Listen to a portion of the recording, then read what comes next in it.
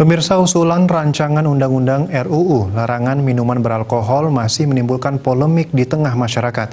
Keberadaan rancangan undang-undang ini dinilai akan merugikan masyarakat dan juga pariwisata Bali ke depannya.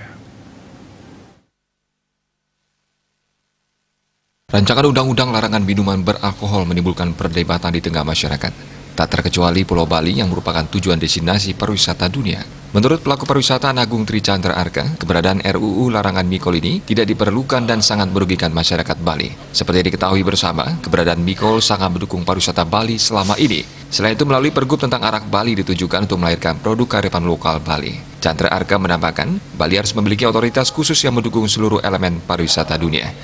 Bagaimanapun juga Bali sebagai destinasi wisata yang mana kita sudah tahu keberadaan mikol yang sangat mendukung keberadaan kita menjadi daerah wisata.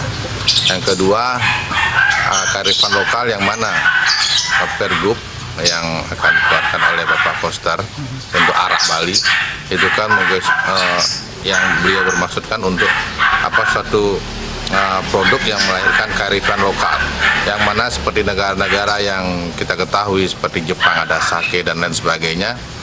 Jadi kalau ini dibatasi lagi, kearifan lokal pun akan otomatis akan mati.